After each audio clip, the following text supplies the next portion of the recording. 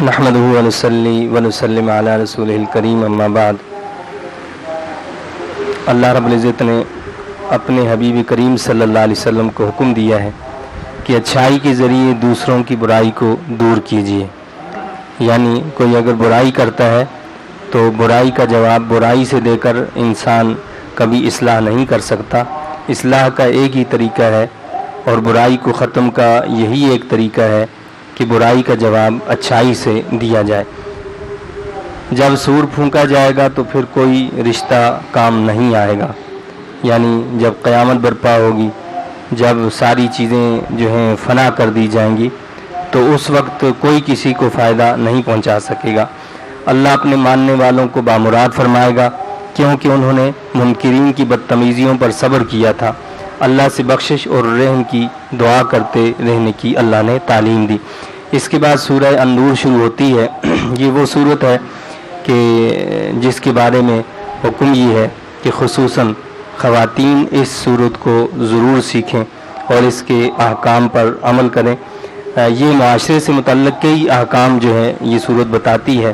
مثلاً بدکار مرد و عورت غیر شادی شدہ ہوں تو ان کو 100 کوڑے لگائے جائیں، شادی شدہ ہوں تو سنسار کیا جائے، کسی پارسا مرد عورت پر بدکاری کی تہمت لگانے والا 4 عینی گواہ نہ پیش کر سکے تو اسے 80 کوڑوں کی سزا دی جائے اور پھر اس کی گواہی کسی معاملے میں قابل قبول نہیں ہوگی۔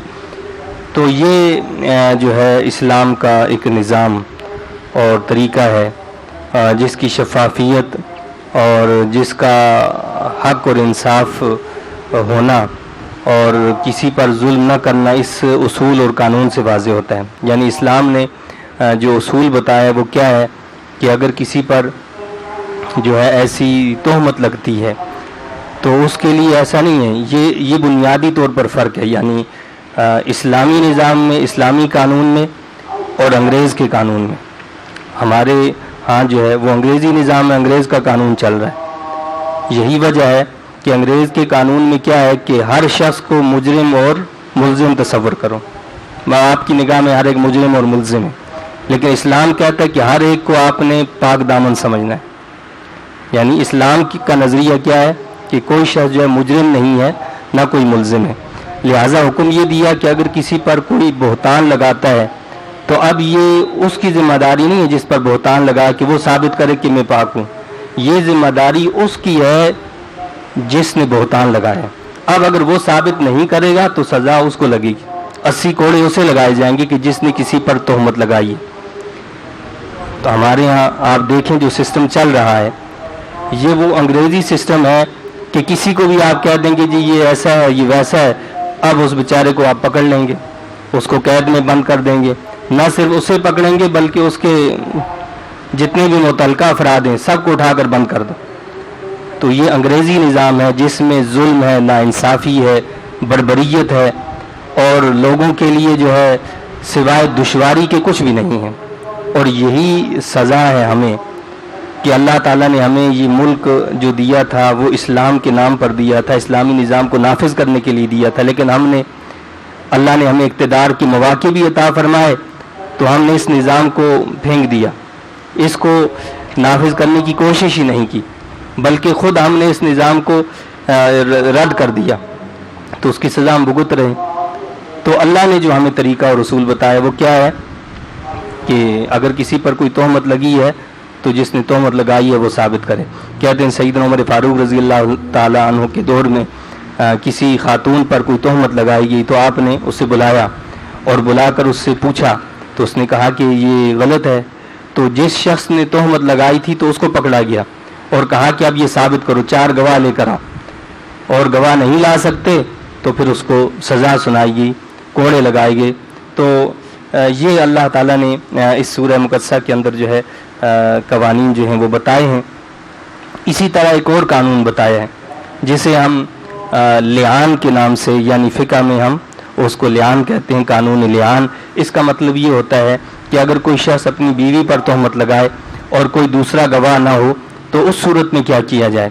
تو اس میں بھی اللہ تعالیٰ نے ہمیں ایک قانون دیا ہے، وہ یہ فرمایا کہ اگر کوئی شخص جو ہے اپنی بیوی پر تہمت لگاتا ہے اور اس کے پاس کوئی گواہ نہیں ہے تو اس صورت میں وہ 4 بار اللہ کے نام سے گواہی دے گا، یعنی اللہ کی قسم اٹھائے گا، اور 5ویں مرتبہ جو ہے وہ اپنے اوپر جو ہے وہ لعنت بھیجے گا اور کہے گا کہ وہ جو کچھ کہہ رہا ہے وہ اس میں جھوٹا نہیں ہے، اور جھوٹے پر اللہ کی لعنت ہے۔ یعنی 4 مرتبہ تو اللہ کی قسم اٹھا کر کہے گا کہ میں جو کہہ رہا ہوں وہ سچ ہے، اور 5ویں مرتبہ وہ کیا کہے گا کہ جھوٹے پر اللہ کی لعنت ہے، یعنی اگر میں جھوٹا ہوں تو مجھ پر اللہ کی لعنت ہو۔ اب یہ طریقہ جب وہ پورا کر لیتا ہے تو اس کا مطلب یہ ہے کہ وہ ایک چیز کو ثابت کر دے گا کہ جی ایسا واقعہ رونما ہوا ہے۔ لیکن اب جس پر یہ الزام لگایا گیا ہے تو اس کا کیا طریقہ ہے کہ آیا وہ اس جرم کی سزاوار ہو یا نہ ہو، تو کیا اس کو سزا دے دی جائے گی؟ تو ایسا بھی نہیں ہے، بلکہ یہ بتایا کہ اگر جس پر ایسی تہمت یا ایسی بات لگائی گئی ہے تو اس کو بھی یہ حق دیا ہے کہ اگر وہ سمجھتی ہے کہ یہ شخص جھوٹا ہے تو اسے بھی کہا ہے کہ اس نے بھی اسی طرح 4 مرتبہ جو ہے وہ اللہ کی قسم اٹھانی ہے اور یہ کہنا ہے کہ وہ گواہی دے گی کہ مرد جھوٹا ہے، اور 5ویں مرتبہ وہ یہ کہے گی کہ اللہ کا غضب ہو عورت پر اگر مرد سچا ہے، یعنی وہ یہ کہے گی کہ اگر یہ مرد سچا ہے، اس نے سچ بات کہی ہے تو اللہ کا غضب میرے اوپر نازل ہو، تو اس طرح وہ بھی بری الذمہ ہو جائے گی۔ تو پھر ان دونوں کے درمیان، ان دونوں میاں بیوی کے درمیان ہمیشہ کے لیے جدائی ڈال دی جائے، یعنی وہ اب کبھی بھی زندگی بھر آپس میں زندگی ایک ساتھ نہیں گزار سکیں گے۔ یہ سورہ نور وہ سورہ مقدسہ ہے جس میں ام المومنین حضرت سیدہ عائشہ صدیقہ رضی اللہ تعالیٰ عنہ کی پاک دامنی پر اللہ نے خود گواہی دی ہے، یعنی حضور انور صلی اللہ علیہ وسلم ایک غزوے سے واپس تشریف لا رہے تھے، تو منافقین اور دشمنان اسلام نے تو پہلے بڑے حربے اختیار کیے، لیکن جب غزوہ بدر ہوا تو بدر کے بعد وہ سمجھ گئے کہ جی ان کو ہم کسی طرح مات نہیں دے سکتے، یہ مسلمانوں کو ہم سمجھیں کہ جنگ سے ہار جائیں گے کسی اور طریقے سے، تو آخر انہوں نے یہ پلاننگ بنائی، وہ شعوری طور پر بنائی یا لاشعوری طور پر، کہ اب یعنی ان کی عزت پر حملہ کیا جائے اور اس طرح ان کو داغدار کر دیا جائے، ان کے دامن کو، کہ لوگ جو ہے ان سے دور بھاگ جائیں۔ چنانچہ اس پلاننگ کے تحت بعض منافقین نے یہ پروپیگنڈا کیا اور ام المومنین سیدہ عائشہ صدیقہ رضی اللہ تعالیٰ عنہ پر ایک تہمت کھڑی کی، اور جس کے بارے میں ان کو پتہ بھی نہیں چلا۔ تقریباً 1 مہینے تک وہ جب گھر واپس آئیں تو ان کی طبیعت خراب ہو گئی، تو وہ اپنے میکے چلی گئیں، اور اس دوران ان کو کوئی خبر نہیں کہ باہر کیا ہو رہا ہے۔ تو ایک دن اچانک ان کے پاس کوئی ایسی بات ہوئی جس کی ان کو خبر ملی، تو وہ نہایت پہلے بیمار تھیں اور نڈھال ہو گئیں، اور اللہ تعالیٰ سے رو رو کر گڑ گڑا کر آپ نے دعائیں مانگی۔ آپ وہ واحد خاتون ہیں کہ جن کے لیے اللہ نے قرآن میں خود یعنی یہ اعلان کیا کہ آپ پاک دامن ہیں۔ قرآن میں کسی کے لیے اس طرح جو ہے اللہ نے کوئی وحی نازل نہیں کی، یہ آپ کا مقام ہے، یہ آپ کا شرف ہے کہ اللہ نے قرآن مجید کی اس سورہ مقدسہ کے اندر، سورہ نور کے اندر جو ہے آپ کی پاک دامنی کی گواہی دی، اور اللہ نے بہتان لگانے والوں کو خود جھوٹا قرار دیا کہ یہ جو بہتان لگانے والے ہیں یہ جھوٹے ہیں۔ اور اس میں ان منافقین کے پروپیگنڈے میں بعض مخلص مسلمان بھی آ گئے، یعنی وہ بھی اس طرح کی باتیں کرنے لگے، چہمگوئیاں کرنے لگے۔ اللہ نے فرمایا کہ انہوں نے ایسا کیوں نہیں کہا ایمان والوں نے کہ یہ تو بہتان عظیم ہے، یہ تو بہت بڑا بہتان ہے، تو ہم اس بات کو کبھی قبول نہیں کر سکتے۔ تو پھر بہرحال جب اللہ تعالیٰ نے ان کو جھوٹا قرار دیا تو ان اہل ایمان کو جو اس پروپیگنڈے میں آ گئے تھے ان کو تہمت کی جو ہے پھر سزا سنائی گئی، اور ان پر تہمت کی حد جو ہے وہ جاری کی۔ اس میں کچھ ایسے لوگ بھی تھے کہ جن کی پوری کفالت خود سیدنا صدیق اکبر رضی اللہ تعالیٰ عنہ فرما رہے تھے، اور وہ آپ کے عزیزوں میں بھی تھے، رشتہ داروں میں بھی تھے، لیکن وہ اس پروپیگنڈے میں بہرحال آگے، یعنی انہوں نے اس بات کی جو ہے لوگوں تک جو ہے وہ اس کو پھیلایا۔ تو آپ نے پھر قسم اٹھا لی کہ آئندہ میں اس شخص کی فلاں شخص کی مدد نہیں کروں گا، یعنی آپ روکے۔ تو اللہ تعالیٰ نے حکم نازل فرمایا کہ جو اولو الفضل ہیں، جن کو اللہ نے شرف اور کرامت دیا ہے، اور جو اللہ سے اس بات کی امید رکھتے ہیں کہ اللہ ان کے ساتھ معافی کا درگزر کا معاملہ فرمائے، تو ان کو ایسا طریقہ اختیار نہیں کرنا چاہیے۔ مطلب یہ ہے کہ وہ اللہ کی رضا کے لیے جو کام کر رہے تھے وہ اپنا کام کرتے رہیں۔ چنانچہ سیدنا صدیق اکبر رضی اللہ تعالیٰ عنہ نے جب یہ سنا قرآن کریم کی ان آیات کو، تو آپ نے کہا کہ ہمیں تو اپنے رب کی بخشش اور مغفرت اور اس کا رحم چاہیے، تو لہٰذا آپ نے پہلے سے دگنا جو ہے اس شخص کو جو ہے جو اللہ کی راہ میں دیتے تھے وہ دینا شروع کر دیا، اس کی کفالت جو ہے آپ دوبارہ سے فرمانے لگے۔ ایمان والوں کو شیطان کے قدموں پر چلنے سے روکا گیا ہے، اور فرمایا کہ شیطان کا تو کام یہ ہے کہ وہ بے حیائی اور برائی کا حکم دیتا ہے۔ ایمان والوں کو بلا اجازت دوسروں کے گھروں میں جانے سے روک دیا ہے، اور بغیر سلام کے جانے سے بھی منع فرمایا۔ یعنی فرمایا کہ اگر تمہیں کسی کے گھر جانا ہو تو یہ نہیں ہے کہ آپ بغیر اجازت کے گھر میں داخل ہو جاؤ، تو اس سے منع فرمایا، بلکہ فرمایا کہ جاؤ اور آپ 3 مرتبہ تک جو ہے کھٹکھٹا سکتے ہیں، اور 3 مرتبہ کے بعد کوئی جواب نہ آئے تو آپ واپس لوٹ جائیں، یا بالفرض آپ نے کھٹکھٹایا اور گھر والے آ کر آپ کو کوئی اپنا عذر پیش کر دیں یا کہہ دیں کہ آپ نہیں آ سکتے، تو فرمایا کہ بغیر کسی دل میں کھٹکا پیدا کیے، دل میں کوئی برائی پیدا کیے یا کوئی وسوسہ دل میں لانے کے آپ واپس آ جائیں، اسی میں بہتری اور اسی میں خیر ہے۔ اور اسی طرح جب داخل ہوں تو سلام کر کے داخل ہوں، یہ اسلام کا طریقہ ہے۔ مسلمان مردوں کو اور مسلمان عورتوں کو اپنی نگاہیں نیچی رکھنے کا حکم دیا ہے، یعنی اسلام جو ہے وہ حیا کا تو اس میں حکم ہے کہ مرد ہوں یا عورتیں ان کے اندر حیا ہونی چاہیے، اور حیا کا تقاضا یہ ہے کہ نگاہیں نیچی ہونی چاہیے۔ یہ وہ معاشرہ نہیں ہے کہ جو یورپ کا معاشرہ ہے کہ جہاں آنکھوں میں آنکھیں ڈال کر جو ہے باتیں کی جاتی ہیں، اور پھر بھی ان کی پارسائی پر، ان کی پاکدامنی پر کوئی حرف نہیں آتا۔ تو اسلام یہ کہتا ہے کہ اپنی نگاہوں کو نیچا رکھا جائے، اسی میں پاکدامنی ہے، اور اسی کو، اس نظر کو اصل میں جو ہے سب سے بڑا جو ہے زہر قرار دیا گیا، کہ نظر جو ہوتی ہے وہی ایک زہر ہوتا ہے جس سے شیطان جو اپنی راہ نکالتا ہے۔ تو لہٰذا فرمایا کہ مرد بھی اور عورتیں بھی اپنی نگاہوں کو نیچی رکھیں اور اپنی شرمگاہوں کی حفاظت کریں۔ عورتوں کو اللہ تعالیٰ نے حکم دیا کہ وہ اپنا بناؤ سنگھار اپنے محارم کے علاوہ کسی شخص کے سامنے ظاہر نہ کریں۔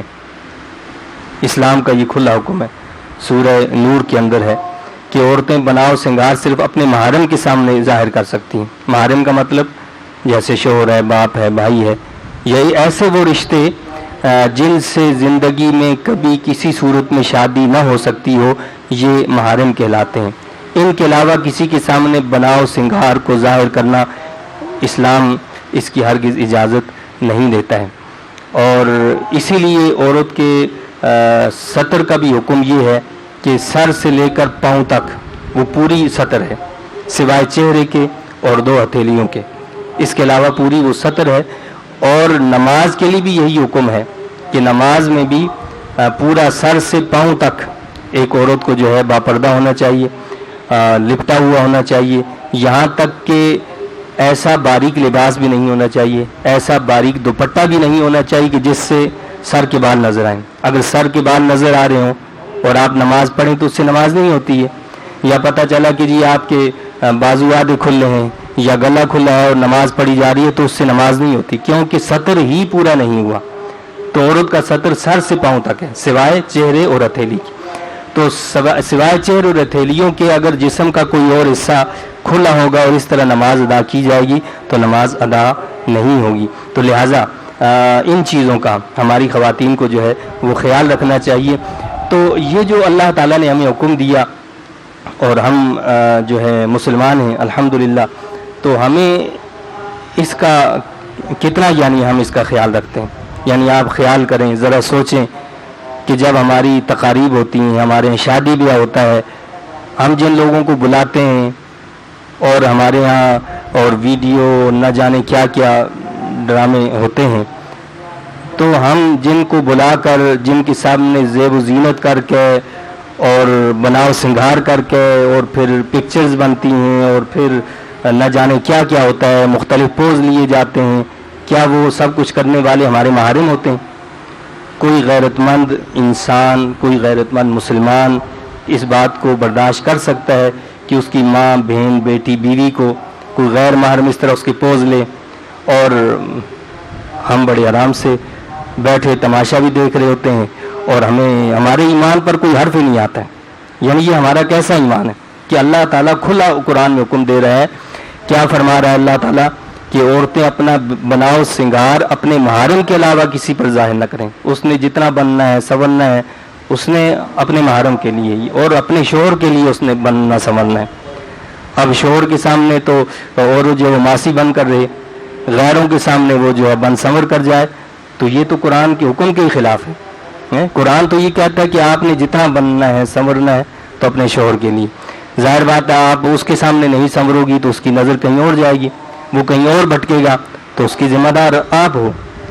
لیکن اگر آپ صحیح رہیں تو نہیں ایسا ہو سکتا کہ شوہر کی نظر پھر کہیں اور جائے، بھٹکے یا وہ کسی اور طرف جو منہ مارے، تو ایسا ممکن نہیں ہے. یہ اصل میں ہمارا اپنا قصور ہوتا ہے جس بنا پر بہت سارے پھر مسائل اور اس قسم کی جو ہے چیزیں پیدا ہو جایا کرتی ہیں. آگے اللہ تعالیٰ نے بتایا بلکہ زمین پر پاؤں بھی زور سے نہ رکھیں. خواتین کو کیا حکم دیا کہ وہ زمین پر پاؤں بھی زور سے نہ رکھیں کہ ان کے سنگار کا علم ہو جائے. یعنی اس طرح زور سے پاؤں بھی نہ لگایا جائے کہ جس سے ان کے جسم کا کوئی زیور ہے، کوئی چیز ہے جس کی آواز آ جائے. اس سے بھی اللہ نے روکا ہے، منع فرمایا ہے کہ عورت جو ہے، عورت نام ہی پردے کا ہے، عورت کو چھپانے کی چیز ہے. چھپانے کی چیز کا مطلب کیا ہے؟ یہ نہیں ہے کہ جی آپ نے اس کو کوئی قید کر دیا ہے، ایسا نہیں ہے، بلکہ چھپایا کس کو جاتا ہے؟ جس چیز کے اندر عظمت ہو.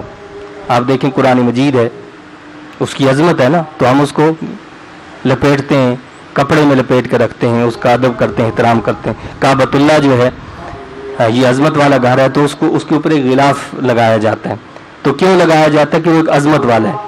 اللہ نے ایک عورت کے لیے عظمت رکھی ہے، یہ اس کے لیے کوئی قید نہیں ہے، نہ اس کے لیے کوئی نعوذ باللہ کوئی اس کو سزا ہے، بلکہ یہ ایک مسلمان عورت کا وقار ہے، یہ اس کی عظمت ہے. اور اللہ نے اس کو یہ تحفظ، یہ مقام دیا ہے کہ وہ ایسی چیز ہے کہ جس کو چھپانا چاہیے، جس کو محفوظ رکھنا چاہیے. ایسے نہیں ہے کہ آپ سارے بازار اس کو چھوڑ دیں. آپ اپنا سونا چاندی اور قیمتی چیزیں، ایسا تو نہیں ہوتا کہ آپ اس کو بازار میں لگا کے چھوڑ دیں اور گھر میں بیٹھے رہیں، ایسا نہیں ہوتا. بلکہ آپ اس حفاظت سے رکھتے ہیں، تالے میں رکھتے ہیں اور وہاں پر بھی چھپا کر رکھتے ہیں. کیوں؟ کہ وہ قیمتی چیزیں. تو عورت بھی جو ہے وہ ایک قیمتی چیز ہے، لیکن وہ قیمتی نہیں جو آج ہم نے سمجھ لیا کہ ہر چیز کے لیے ہم نے، جس سے عورت کا کوئی واسطہ اور تعلق بھی نہیں ہے تو ہم اسی کا اشتہار لگاتے ہیں، عورت کو وہاں دکھاتے ہیں. یہ تو اس کی بے عزتی ہے، یہ اس کی تکریم نہیں ہے، بلکہ اس کی عزت کو جو ہے وہ اچھالا جا رہا ہے. بہرحال اللہ تعالیٰ نے ہماری مسلم خواتین کو اس بات کا حکم دیا ہے کہ وہ جب بناؤ سنگار کریں تو اپنے محارم کے علاوہ کسی پر ظاہر نہ کریں.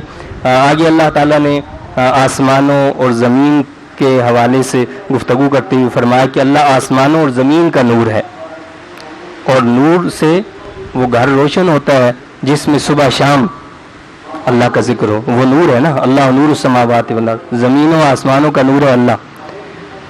اب اللہ جب نور ہے زمینوں و آسمانوں کا، جس گھر میں اس کا ذکر ہو، صبح بھی ہوتا ہو شام بھی اس کا ذکر ہوتا ہو، تو کیا وہاں وہ گھر اللہ کی نور سے روشن نہیں ہوگا؟ وہ گھر بھی اللہ کی نور سے روشن ہو جائے گا. جہاں صبح اور شام میں گانوں کی آوازیں نہیں بلکہ اللہ کے کلام کی آوازیں آئیں، اللہ کی قرآن مجید کی تلاوت کی آوازیں آئیں، اللہ کا ذکر ہو، اللہ کے نبی صلی اللہ علیہ وسلم کی تعلیمات کا ذکر ہو، تو انشاءاللہ وہاں اللہ کی رحمتیں برسیں گی. اور ایسے لوگوں کو تجارت اور دنیاوی مشاغل ذکر الہی سے غافل نہیں کرتے، جو کیا ہوتے ہیں؟ اللہ والے ہوتے ہیں، جو اللہ پر ایمان رکھنے والے ہوتے ہیں. وہ اگر تجارت بھی کریں، دنیا میں مصروف بھی ہوں، تو ان کو ذکر الہی سے کوئی چیز جو ہے وہ غافل نہیں کر سکتی. کفار کے اعمال کے بارے میں بتایا کہ وہ سراب کی طرح ہیں، فریب ہی فریب ہیں. آپ جو ہے کسی صحرا میں چلے جائیں اور دھوپ کا وقت ہو، دن کا وقت ہو، اور اس دھوپ میں دور دیکھیں آپ تو آپ کو نظر آئے گا کہ پانی پانی ہے. جب وہاں قریب پہنچیں گے تو پتہ چلے گا کہ وہاں تو ریت ہے، وہاں کوئی پانی نہیں. تو فرمایا یہ کفار کے اعمال جو بظاہر بڑے خوبصورت نظر آتے ہیں کہ جی یہ بڑا بہت اچھا عمل ہے، دیکھیں جی یہ فلاں کے ساتھ اتنا اچھا معاملہ کرتے ہیں، غریبوں کا اتنا خیال رکھتے ہیں، فلاں کا اتنا خیال کرتے ہیں، یہ سارے اعمال کیا ہیں؟ سراب ہیں. یہ سب کیا ہوگا؟ فریب ہوگا، یہ سب ضائع ہو جائیں گے. ان کا بدلہ اللہ دنیا میں ان کو دے گا. ایسا نہیں کہ اللہ تعالیٰ جو ہے بدلہ نہیں دیتا، اللہ دنیا میں ان کو بدلہ دے گا، لیکن آخرت میں وہاں کچھ بھی نہیں ہوگا. کائنات کی تمام چیزیں اللہ کی تسبیح کرتی ہیں. منافقین جہاد کے لیے جھوٹی قسمیں کھاتے ہیں، اللہ سے ان کی کوئی بات بھی پوشیدہ نہیں ہے. ایمان اور عمل صالح کرنے والوں کو ضرور اللہ زمین میں خلافت اور اللہ تعالیٰ جو ہے زمین میں ان کو خلافت دے گا، جس طرح پہلے ایسے لوگوں کو اللہ نے خلافت دی تھی. یہ اللہ کا وعدہ ہے کہ جو ایمان لائے اور عمل صالح کرے، اللہ نے خود وعدہ کیا ہے کہ زمین کی خلافت اللہ اس کو ضرور عطا فرمائے گا. اللہ ان کے خوف کو امن سے بدل دے گا، ان پر خوف نہیں رہے گا، اللہ اس کو امن سے بدل دے گا. وہ میری عبادت کریں، نماز اور زکوٰۃ ادا کریں اور رسول اللہ صلی اللہ علیہ وسلم کی فرمانبرداری کریں. جب یہ عمل کریں گے تو کیا ہوگا؟ اللہ ان کے خوف کو امن سے بدل دے گا اور ان کو زمین کے اندر اقتدار بھی بخشے گا. گھر کے غلاموں اور سمجھدار بچوں تک کے لیے حکم یہ دیا ہے کہ وہ گھر میں 3 اوقات میں بغیر اجازت کے داخل نہ ہوں. وہ 3 اوقات کون سے؟ صبح کی نماز سے پہلے، یعنی صبح کی نماز سے پہلے اگر بچوں کو، جو سمجھدار بچے ہوں، کمرے میں آنا ہو تو ان کو یہ تعلیم دی جائے کہ بغیر اجازت کے کمرے میں داخل نہ ہو. دوسرا وقت بتایا دوپہر کے وقت، کیلولے کے وقت، یعنی عموماً آرام کا وقت ہوتا ہے. اس میں بھی حکم یہ دیا ہے کہ وہ بلا اجازت کمرے میں داخل نہ ہو، اور عشاء کے بعد بغیر اجازت کے کمرے میں داخل نہ ہو. تو یہ تعلیم دی ہے اسلام نے کہ ہم نے بچپن سے ہی اپنے بچوں کو یہ چیزیں سکھانی ہیں. یعنی آپ اندازہ کریں ہمارا وہ دین جو ایک نو مولود بچے کو، جو ابھی پیدا ہوتا ہے، جس کے اندر کوئی شعور نہیں ہے، کچھ سمجھتا نہیں ہے، حکم کیا دیا کہ جی آپ اس کے کان میں اذان دو، ایک میں اذان دو، دوسرے میں بھی جو ہے اذان دو، اقامت کو ہو. تو یہ کیا بات ہے کہ جس کے اندر سمجھ نہیں ہے اس کے لیے ہمیں کہا جا رہا ہے کہ اذان دو. اور ہمارا زندگی کا مجموعی طرز عمل یہ، ہم کہتے ہیں جی ابھی تو چھوٹا بچہ ہے اور بڑا ہوگا تو خود صحیح ہو جائے گا. تو بھائی ابھی سے ہم نے سکھانا ہے. بچے کے ذہن کے اندر جو بات آپ ابھی بٹھائیں گے، بڑے ہو کر وہی اس نے کرنا ہے. جو تہذیب، جو معاشرت، جو پہناوا، جو لباس آج آپ اس کو پہنائیں گے، بڑے ہو کر اس نے وہی پہننا ہے. کیونکہ ہم نے اس کو بچپن سے اسی چیز کا عادی بنایا. تو اس میں بچے کا قصور نہیں ہے، وہ میرا آپ کا قصور ہے جنہوں نے اس کی تربیت کی ہے، جنہوں نے اس کو اس طریقے سے لباس پہنائے ہیں. تو بڑے ہو کر ہم یہ کہیں کہ بچپن میں ہم ان کو یورپ کا طرز عمل دے دیں اور وہ تہذیب دے دیں کہ جو اغیار کی تہذیب ہے، اور پھر ہم یہ کہیں کہ یہ رابعہ بصریہ بن جائیں اور جنید بغدادی بن جائیں. تو یہ تو ہمارا خام و خیال ہے، یہ شیطان کا دھوکہ ہے، یہ ہمارے نفس کا دھوکہ ہے. تو لہٰذا اس پر نہ صرف یہ کہ غور و فکر کی ضرورت ہے، بلکہ اس پر توجہ کی بھی ضرورت ہے کہ ہم کس طرف جا رہے ہیں. اللہ تعالیٰ نے حضور انور صلی اللہ علیہ وسلم کے بارے میں فرمایا ہے کہ جب حضور انور صلی اللہ علیہ وسلم سے گفتگو کرو تو عام لوگوں کی طرح خطاب نہ کرو اور بغیر اجازت ان کے پاس سے نہ جاؤ. نبی کریم صلی اللہ علیہ وسلم سے گفتگو عام لوگوں کی طرح نہیں ہو سکتی. اللہ کے نبی ہیں تو ان سے پھر گفتگو بھی اسی انداز میں ہو، یا رسول اللہ، یا نبی اللہ، یا اس طرح کے القابات کے ذریعے سے اللہ کے نبی صلی اللہ علیہ وسلم سے جو ہے گفتگو ہو. اور پھر جب اللہ کے نبی صلی اللہ علیہ وسلم کی بارگاہ میں حاضری ہو تو یہ نہیں ہے کہ آپ چپکے سے نکل آئے. فرمایا یہ منافقین کا طریقہ ہے کہ وہ جاتے ہیں اور خاموشی سے نکل آتے ہیں. ایمان والوں کو کیا بتایا ہے کہ وہ اجازت لیے بغیر نبی کریم صلی اللہ علیہ وسلم کے پاس سے نہ جائیں. تو اجازت لیں پھر جو ہے وہاں سے وہ جائیں. پھر سورہ فرقان شروع ہوتی ہے. قرآن نازل کرنے والی ذات بڑی بابرکت ہے، وہ اولاد سے پاک ہے. قرآن مجید کو اگلی کہانیاں کہنے والوں اور رسول اللہ صلی اللہ علیہ وسلم اور قیامت کو جھٹلانے والوں کے لیے جوش مارتی ہوئی آگ ہے، جس میں زنجیروں کے ساتھ باندھ کر ان کو ڈالا جائے گا.